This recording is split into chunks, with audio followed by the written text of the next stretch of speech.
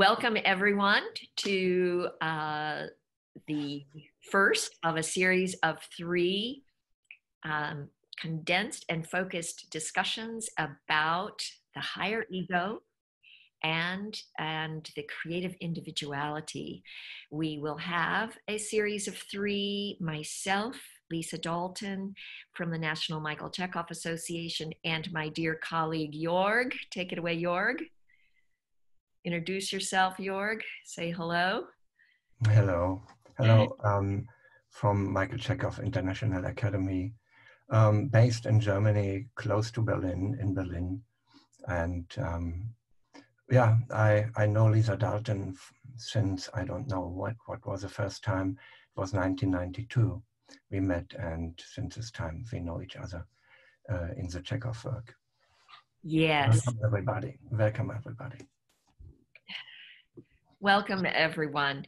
So our first session today, we will be talking specifically about what is the higher ego and how does it relate to the creative individuality? What do those two terms mean?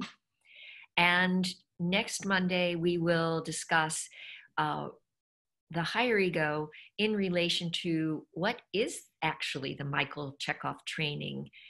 How is it unique from other trainings? Why do we need it now in this period of our world? And then the following session, a week later, we will look at what is the potential of Michael Chekhov training for acting and understanding our social life.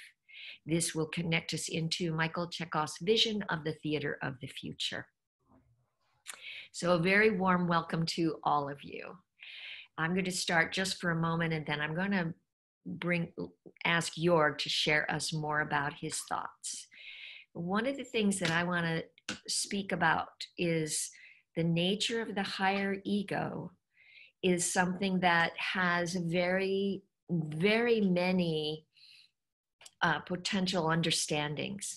And it is one of the most unique, in my mind, the most centrally unique aspect of Michael Chekhov's technique that separates it from all others. And in studying his work for over 40 years, I can see very simple evidence, right, in his writings that it is permeating, it is percolating, it appears invisibly and visibly in many places. And in the most famous of his books, and this is my 40-year-old copy of To the Actor, his discussion on the higher ego is, I believe, chapter 7. It's on create, and he calls it the creative individuality. And it's interesting to note that this book, To the Actor, was edited for 10 years before it was originally published. And the book, called On the Technique of Acting, was the original manuscript. And in the original manuscript, the placement of this topic before it was edited for 10 years is titled The Higher Ego, and it's the second chapter. Yeah, that's a very interesting fact. So, and he followed, the first chapter is about imagination and concentration. So I'm going to turn that over to you. He links it very clearly why and how concentration, imagination is linked directly to the higher ego. So Joerg, tell us a little bit, would you please, about your understanding of what is the higher ego, what is the creative individuality?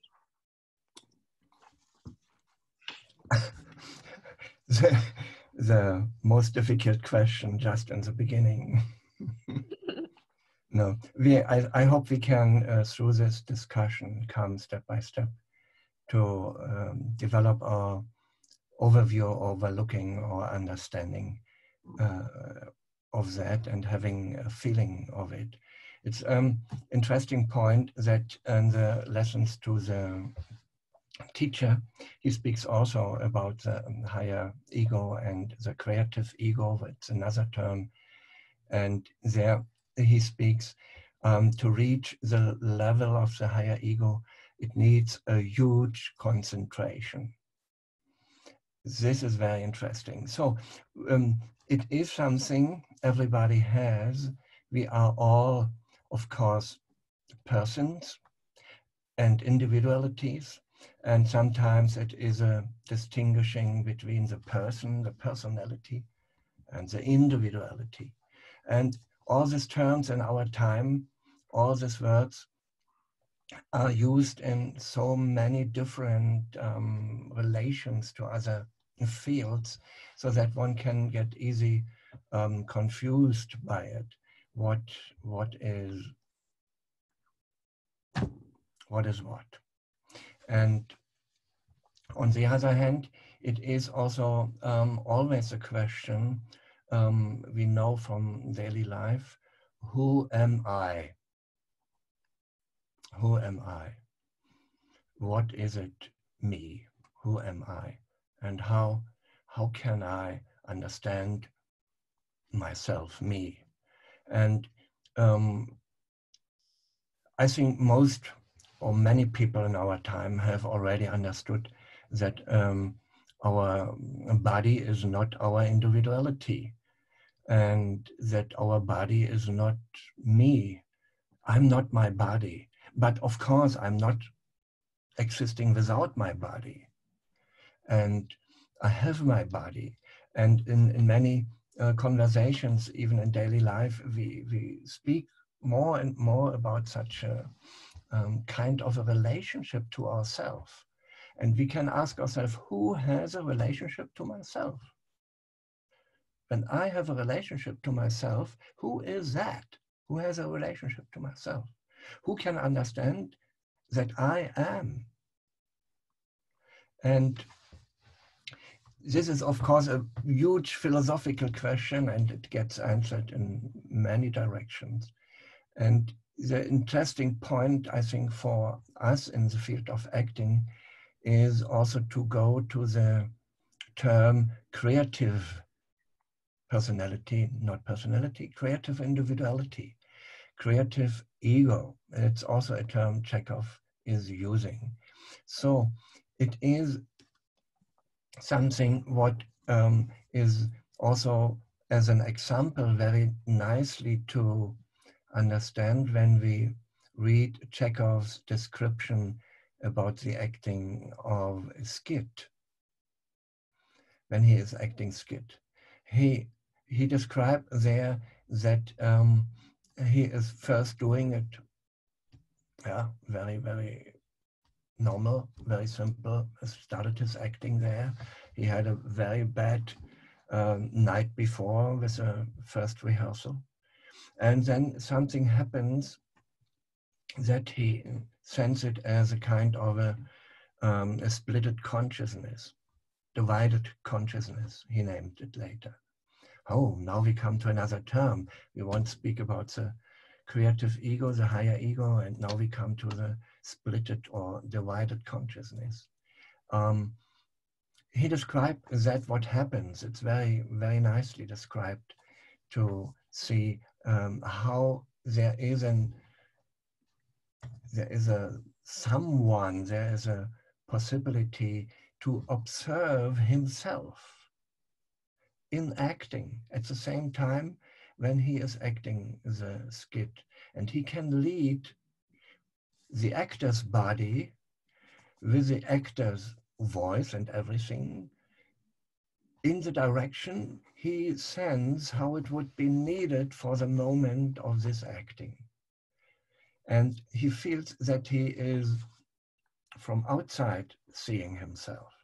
And I think this is also something that I feel in our time. I have spoken with some actors about that, and I think many have such a sensation, but they don't bring it together with a term of the creative ego or higher ego. But we can understand, and this is also how Chekhov worked with this term, that the higher ego, this has a connection to the field, to the world beyond the daily life thinking, beyond the daily life being, daily life action and reaction, what we do, of course, with our body and with our mind and with our soul. And then there is something what we in certain moments sense what is beyond. And we can see it in a way that we feel, when we feel inspired and when we look back, what was there? Where have I been? How have I been when I was inspired? Can I look back to it? Can I understand it? And there is a sense of this higher ego in our time. And one can say, maybe that's a very rough description, and then Lisa, maybe you go further with that, is our daily life ego, or our daily life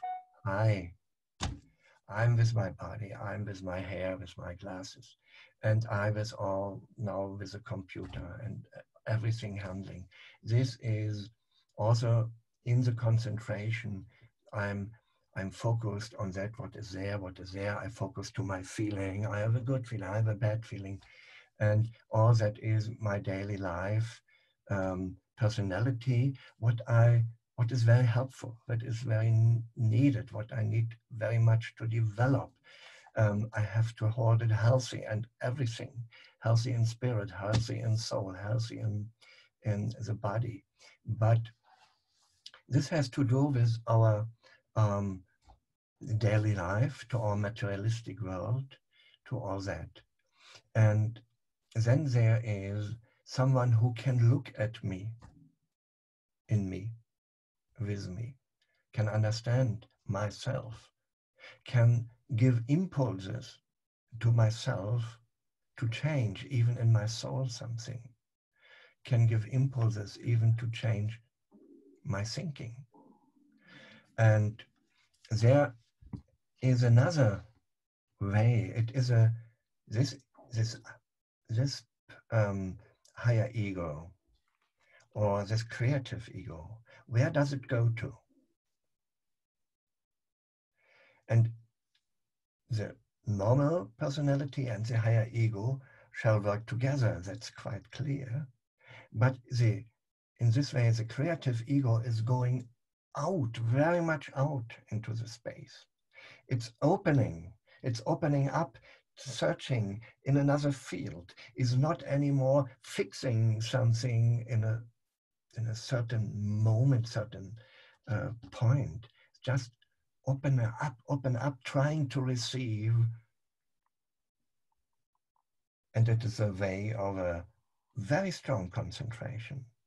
But it's what I call the open concentration.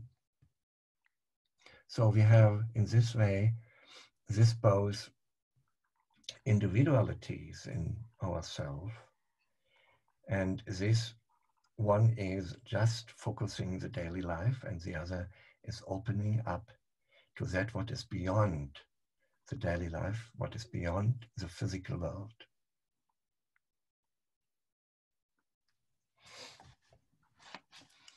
It was interesting. We had in a last weekend, I had 3 sessions with a theater therapy meeting, and we were just discussing these 2 streams of ego, of I, we are connected with, even in daily life. But the creative ego, I feel that this is needed to develop.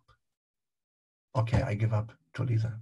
Oh, that was so beautiful, Joerg. Thank you very much. Just really, really beautiful. So you're inspiring me to continue with this image you just had and repeat or restate, because I feel it's so important. This concept of the everyday ego, sometimes referred to as our lower self, is so concerned about the material processes of life and of the art.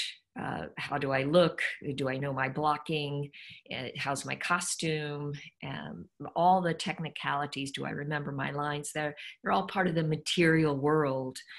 And this sense of the lower self has a contracting sense. When we start thinking and worrying and being concerned, we can feel that everyday life having that sense of contracting and lowering us in that way, making us harder, firmer, more bony, Michael Chekhov even says. And the role of the higher ego, and you know Michael Chekhov loves polarities, that higher ego has that sense of expanding and connecting us to this larger field.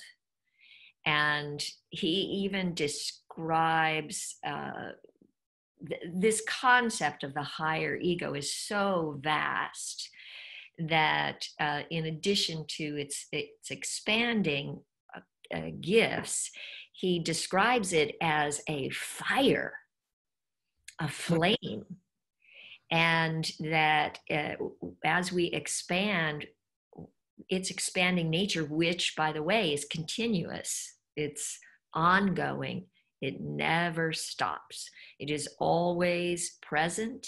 It's always collecting and gathering. When it expands out and can collect experiences, and then it's able to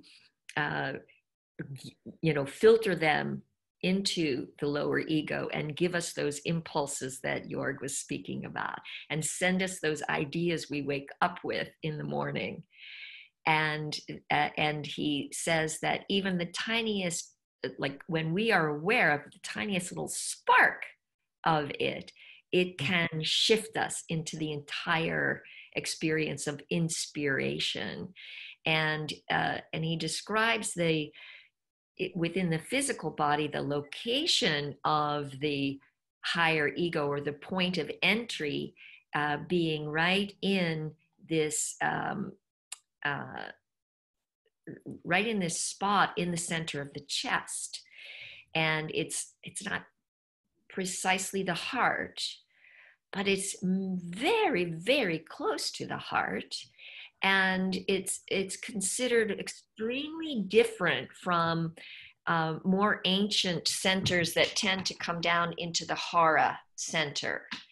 And that's a really big distinction for when we're looking to actually explore the sense of allowing the higher self, the higher ego, the higher I to play with us. One could say, so behind me I have the chart of inspired action. This is a variation of the chart that Michael Chekhov hand drew for Mala Powers that appears in the preface of On the Technique of Acting. And because of what Mr. Chekhov says about this fire, this flame, we have this state of inspired action, which is what occurs when we allow ourselves to welcome the higher ego fully into us. And in those states of inspiration that Joerg was speaking of, where we have this split consciousness, where we sense ourselves watching ourselves. And he also talks about, and I know you guys have experienced this, that we sense ourselves in the audience. And we'll talk more about that audience relation in later episodes of this series, how the higher ego connects us with them. But that is one of the central tasks of it. And this higher ego, when we work with it through our imagination, because we have it, it's living in us all of the time, the invitation that we have is to actually become aware of it and to live as if we have an understanding of it, uh, by living as if it's really in there and not just sitting on my chest where my zipper is, but it's inside of my being. And it's the part of me that I tend to point to when I speak about the I, who, hey, that's mine, or I am that. This is mine. This is where I am heading. We tend to gesture to this very point that seems to be, I would call it the entry point, or the place where that spark can ignite us. And as he says, just the tiniest little spark will ignite the entire state of inspiration. And Mr. Chekhov literally gives us 4 indications in On the Technique of Acting. He specifies 4 basic tasks, which I'm just going to mention to you. He says that the higher ego allows us to find the creative individuality. And that, again, Joerg was speaking of it. It is that sense of being able to do something unlike any other. That when you do Hamlet or you do Ophelia, you will do it in a way unlike any other. In the same way, Mr. Chekhov refers to the concept of painting a beautiful landscape. The painter will paint this beautiful landscape, and if all of us were looking at the very same landscape and painted it, we would have 21 completely different pictures. And what makes it unique and different, that's the higher self.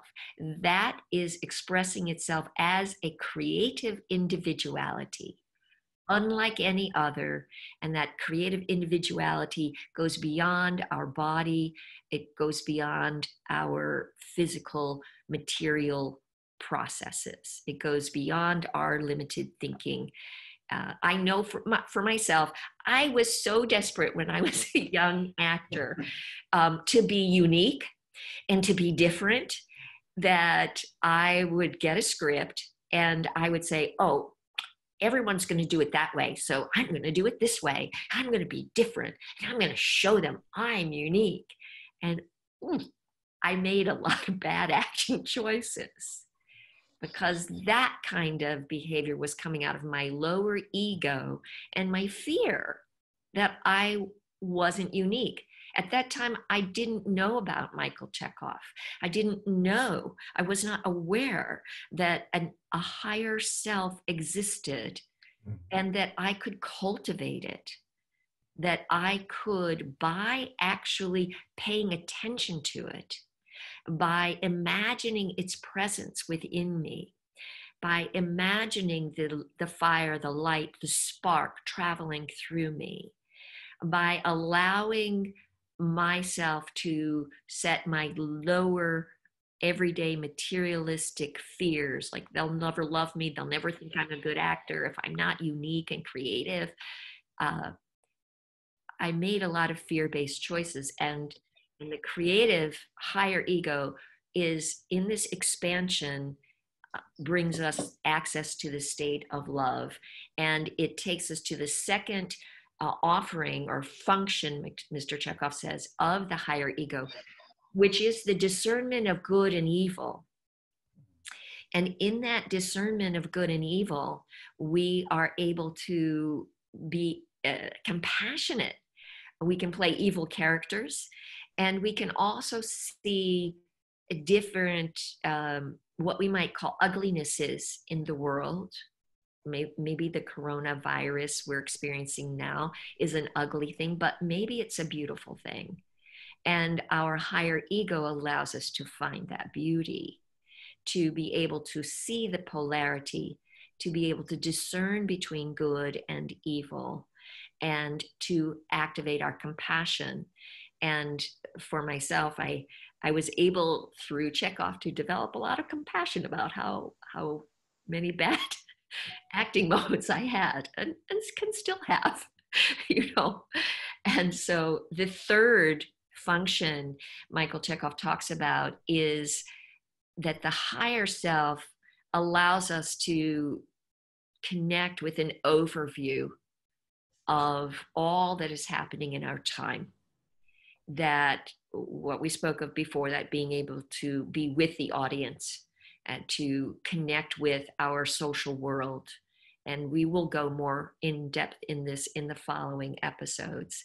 And the fourth function that he states in here, specifically on the technique of acting, is that the higher ego is responsible for our humor. And he invites us and shares examples of how many highly connected people who are highly or strongly connected in their everyday life with their higher selves have a great deal of objectivity about the world, and therefore can create a great deal of humor. Lightness and ease is one of the pathways that he offers to find that sense of humor. So the focus today, so those are the four, again, just briefly, that we have a creative individuality, that we can gain the ability to discern between good and evil. 3, that we can connect and understand our time and our role in the social order, and we can find a sense of humor to bring forth our work. So when we understand what those are today, we're really looking at the nature of the higher ego and its relation to the creative individuality. To the actor, I feel like his chapter is using both those words. And now I'm going back to where Joerg began, which is there's so many words for this. The creative individuality is used almost interchangeably with the concept of the higher ego. And on the technique of acting, what I'm understanding is that it is because of the higher ego, which is a more broad term, we have the ability to know and express this creative individuality. And so I'm going to close my section and toss it back to Joerg, and just with saying that, as I learned, the most important personal message I had about creative individuality is to know that it exists. It exists. You need to do nothing to make it exist. It is already within you. And all of our work is about allowing it to express itself. For me, I see my study of Michael Chekhov's work over 40 years continuous. I'm continuously studying to work to peel away everything in my lower ego that actually stops my creative individuality from expressing itself and turns work into cliche, into habit, or into some fear-based choices. So thank you, Michael Chekhov, for helping me become aware that there is a higher ego and we all have it. Joerg? I'm back. I'm just was going to another book, but I'm so sorry. I'm sure they are not in English. They are just in German, and they are both for the German people who can understand German. They are very, very interesting just for this question. They don't come from the acting. They come more from the Goetheanism signs, and one is from Wolfgang Schad, the double nature of the I, the double nature of the I. What is a very interesting understanding that I have the double nature. It is my nature to have both. And he gives in another second book the peripheric view. Peripheric view, that's a German book. I don't know if anybody of you listening to us is comfortable with German, but this is also very, very important to understand all this problematic, because this is what we have learned in our times, is to go focused, to go analyze things. And so also when I started with acting and was learning in my directing school and had also the acting, we had a kind of analyzing the characters. And there was very much psycho stuff in it and social stuff. Of course, in East Germany, it was all the psycho was related to the social circumstances. This is, and we analyzed it. And this is our tendency in our time. And this is something what many actors are also struggling with. They won't understand by analyzing and using knowledge they have learned, or they take knowledge from specific understandings of human beings or something, for instance, psychological understanding. And with the old knowledge, one would like to understand a character and want to create something new. This is a funny contradiction.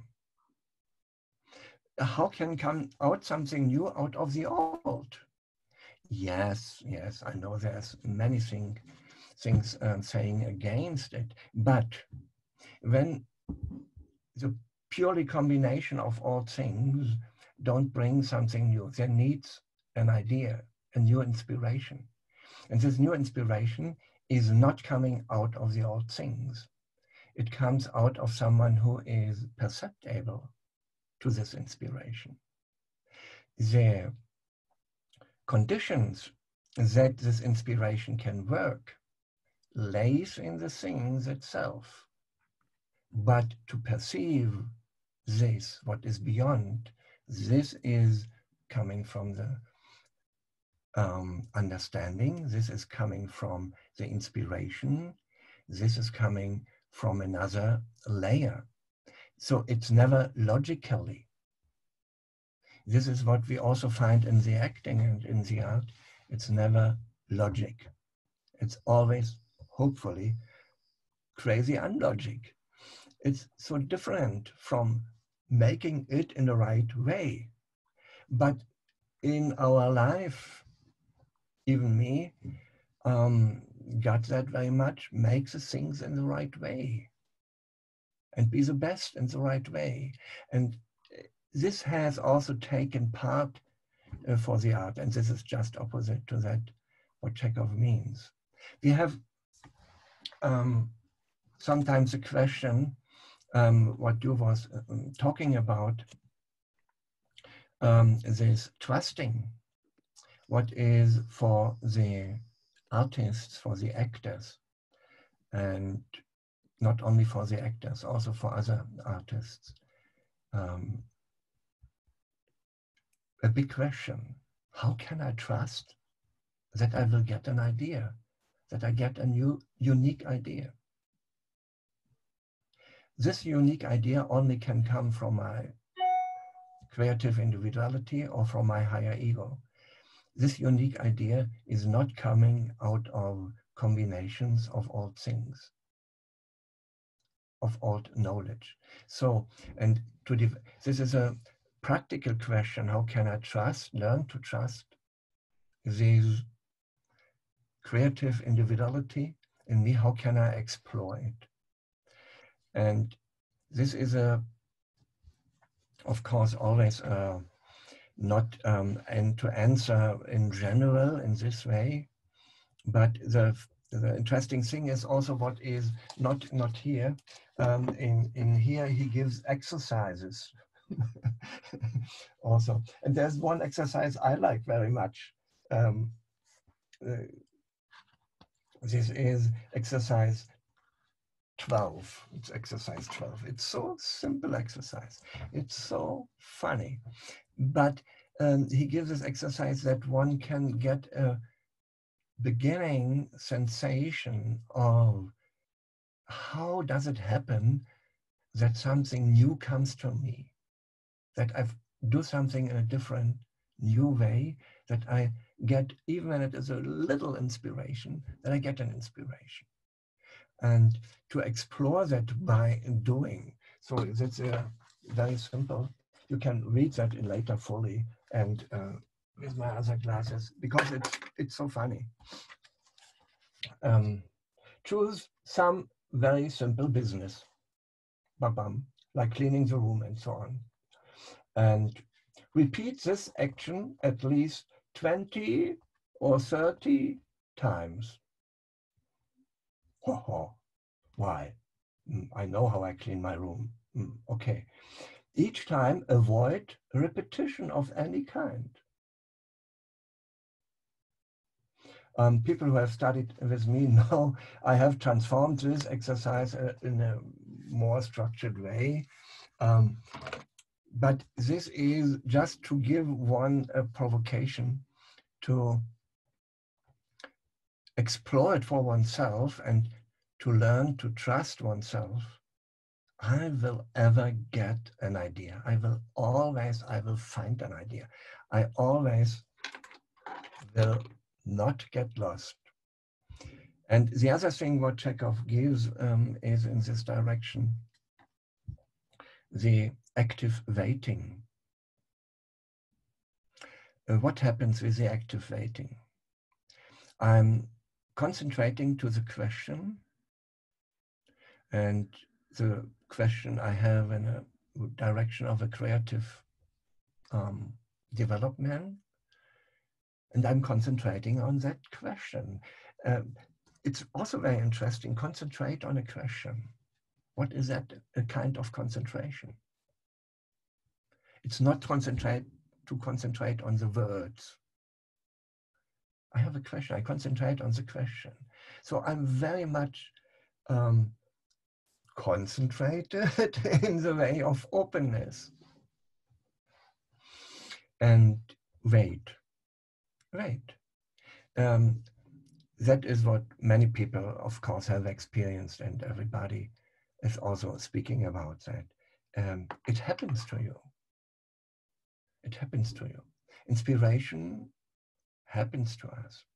We can't make it, but the inspiration comes through the openness of our creative individuality, or let's say through our higher ego, what is searching in this field where all the ideas, sounds a little bit idealistic, this field where all these ideas are still existing, and we bring it down. And maybe this is important to learn to trust this quality and to make some explorations in this way. And I think many of the exercises of Chekhov have just, at least all, have just this question in the background. The exercises are so organized that in each exercise one can explore a different side of the creative individuality. This is a fantastic thing with these exercises. And thank you, Lisa, to focus out these 4 functions just so on the list. That's very good, because this is what we will come back, I think, in the 3rd meeting. This is also a very important part, the function of the higher ego, to with the 4 functions he is describing. Yes, great, Joerg. I was last night thinking of whether it would be a good idea to offer what I call home play rather than homework with that exercise that you were just speaking about. And when I worked with Deirdre Hurst Dupre, who was the person who wrote down all of Chekhov's notes, and certainly Deirdre was one of the people responsible for our lessons for the professional actor, and all of the archives we have at Dartington Hall, etc., helped him write on the technique and was one of my teachers. So she, for our creative individuality exercise, and her variation of this was called 20 chairs. And we had to at least 20 times approach a chair, have a start, travel to the chair, do something at the chair, like sit down, pick up a magazine, open the magazine, read it, set the magazine aside, stand up, and walk back to the beginning. And we had to do that 20 times. So that's a specific example of this, picking a little activity and repeating it and allowing your creative individuality to inspire you. And so I would like to encourage all of our guests today to think about that. And perhaps you'd like to do a creative individuality exercise, as Joerg was mentioning, and as I'm suggesting, whatever it is. You could do 20 chairs, or you could come up, of course, with your own, and to experience the active waiting. And one of my suggestions is that you try to do it long enough that you run out of things to do at least 2 times and wait actively, so that at least 2 times in your progression you kind of run out and think, oh my gosh, where am I going to get an idea? And you wait actively. This idea we spoke of the higher ego being in a state of continuous life.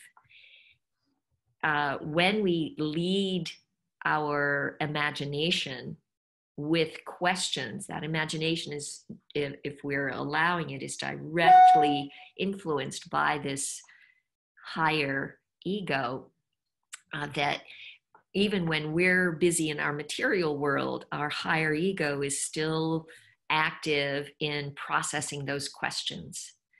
So when you ask the higher ego a question and wait actively, sometimes it can be 5 minutes, sometimes it can be a month. It will give it to you in the perfect time, at the perfect moment, when you're ready to receive it. Like the old saying is that the teacher will appear when the student is ready.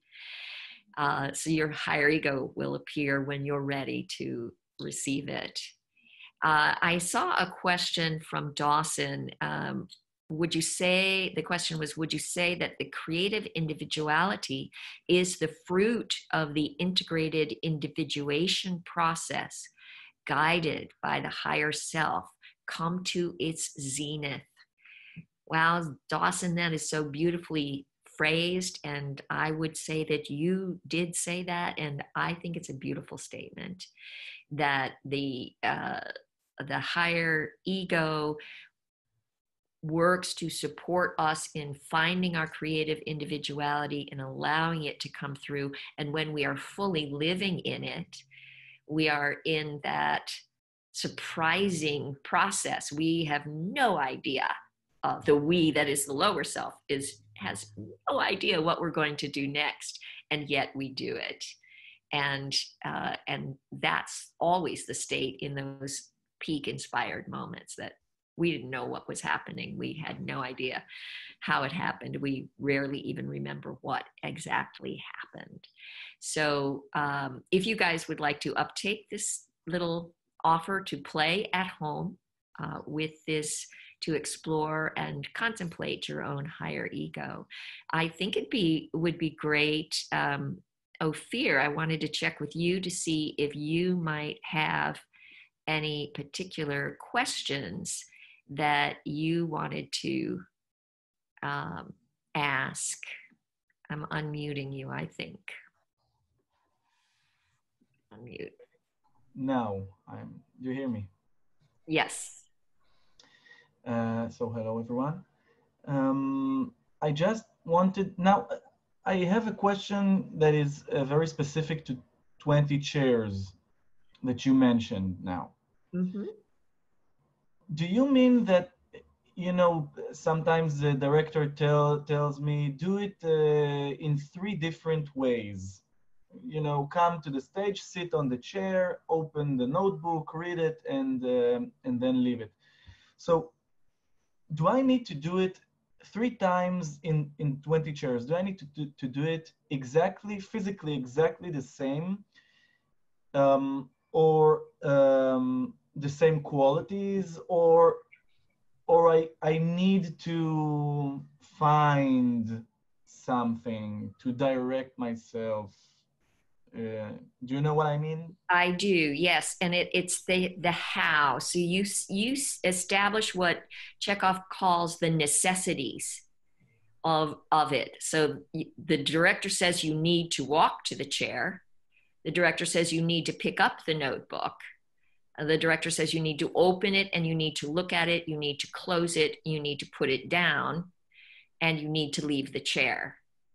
And that's what the director tells you. Those are the necessities. So your creative individuality gets to figure out the how. The director gives you the what, and you get the how. Maybe the playwright gives you the what, because you have to say, oh, here it is, I found it. You know, what those are the necessities that you get to meet, but how you meet those to the smallest detail can be influenced and inspired by your creative individuality. So yes, the details need to be met, but the actual way in which you turn the page, the way you reach, you know, do you go direct? Do you go indirectly? Do you pick it up with the fingertips? Do you grab it with, you know, all these things? It's possible to think that and strategize and plan it. If you do it and it comes out exactly the way you planned it, then you know that you crafted it through your lower ego. Mm-hmm. And what you're looking for is to bypass it.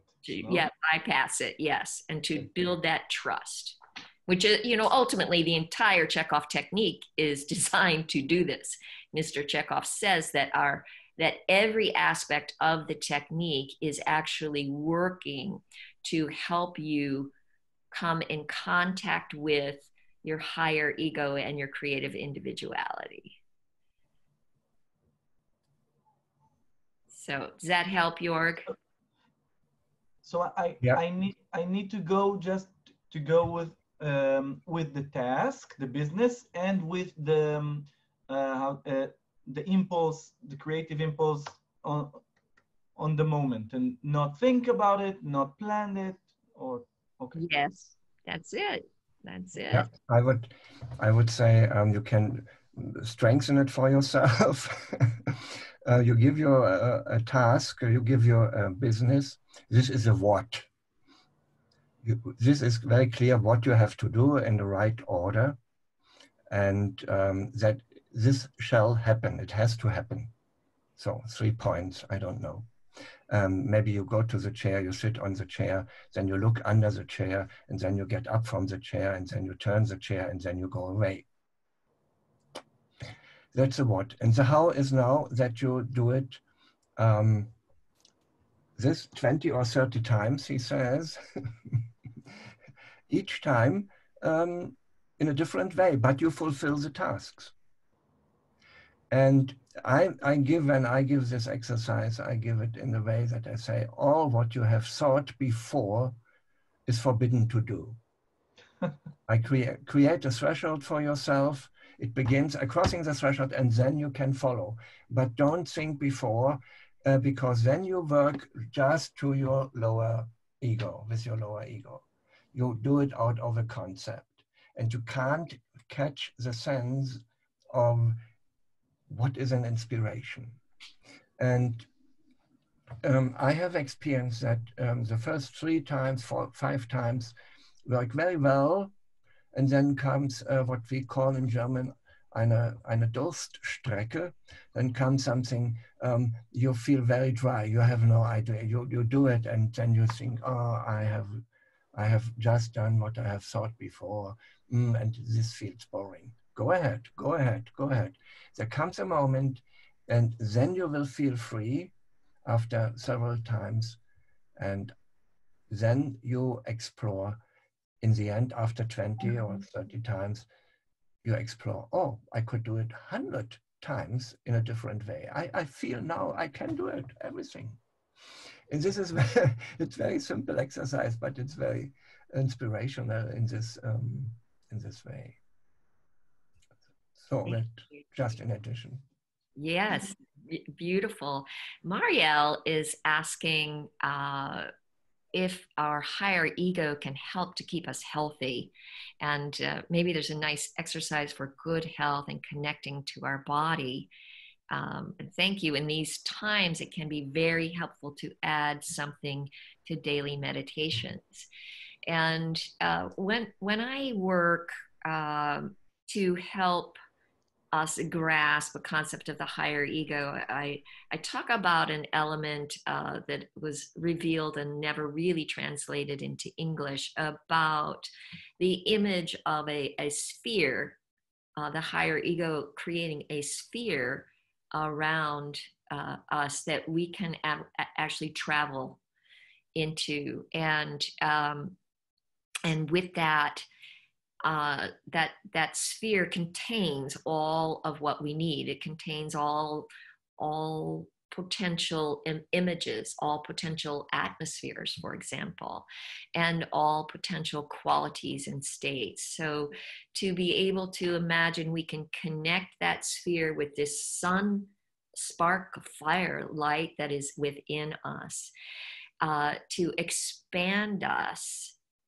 in a kind of meditative way. Imagine we can connect with that sphere and we can actually inhale beauty, inhaling beauty and inhaling a feeling of ease with the current form that is across the entire planet. There is a form, a new form that has come this way. And with that form, a great sense of uneasiness and a sense of darkness. And so connecting to that sense of the light, the fire, the inspiration, and knowing that during this time we are in a cocoon. We are in a cocoon and we can cosmically come out of it as beautiful butterflies.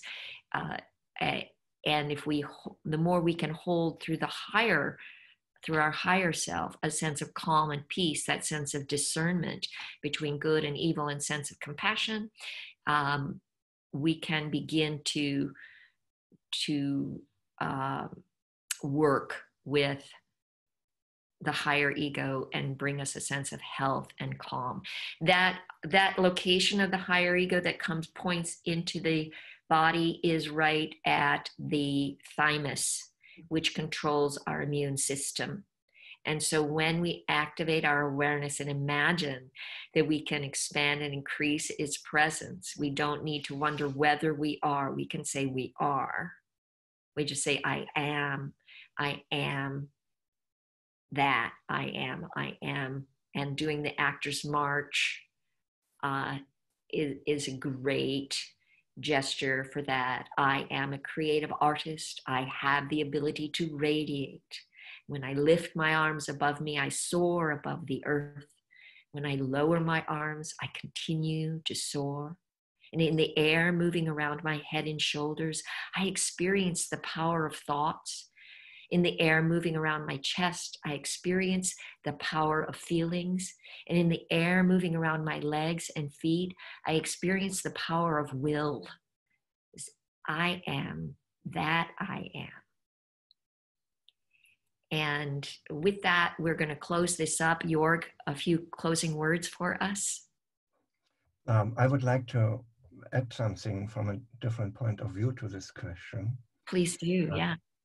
Because it seems just in our time and with this crazy situation, something important. And of course, what means health? To being healthy, healthy has not the meaning of absent of any sickness. Healthy is a more complex thing, and healthiness is touching also the mind, body, and soul. It's not only healthiness in the physical body. Healthiness is, of course, in the soul, and healthiness is in my mind. What is my thinking? Do I have a healthy thinking? I can, from my experience, I would add to this what you said, Lisa, and answer to Maria. Maybe it is also a question others can have.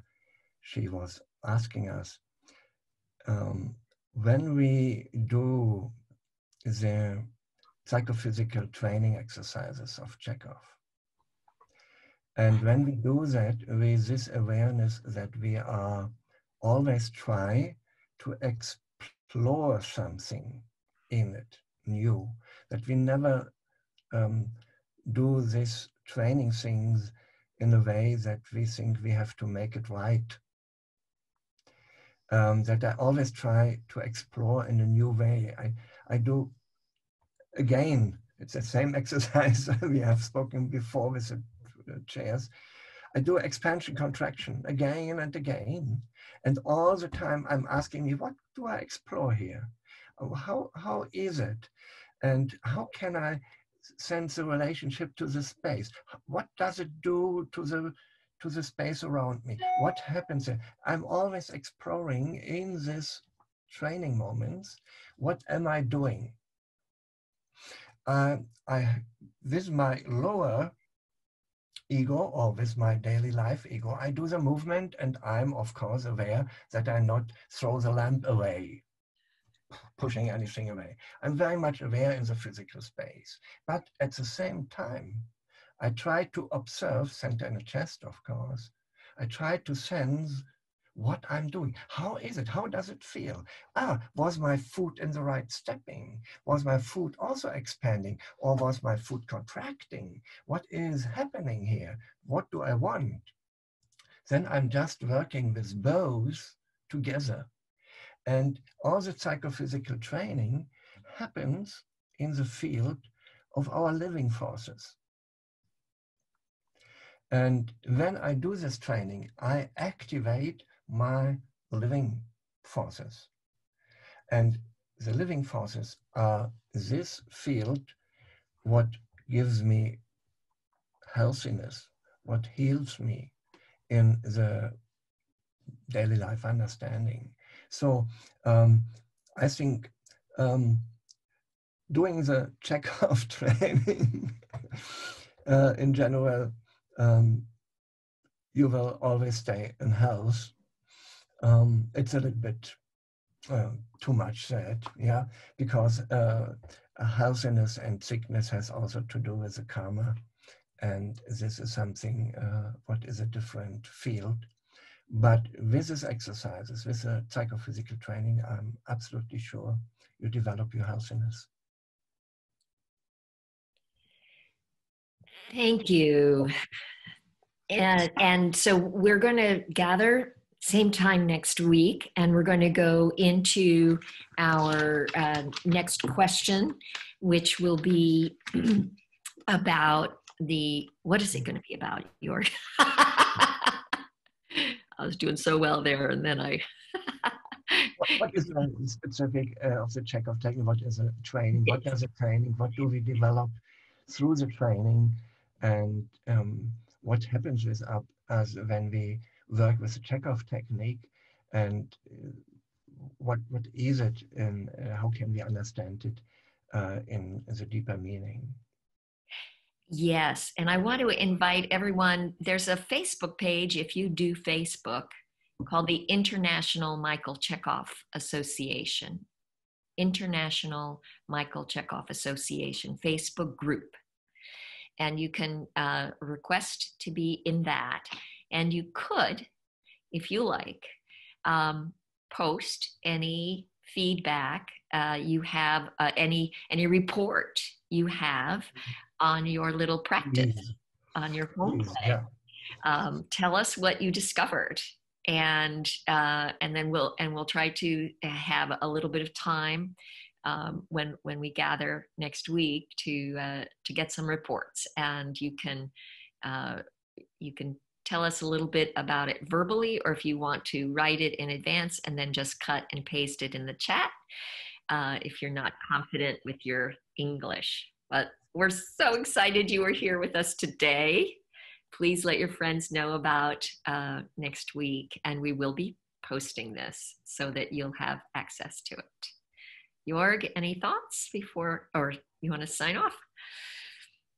Thank you very much for everybody who was joining, and please give us a short review, a short echo, that we can also develop our conversations.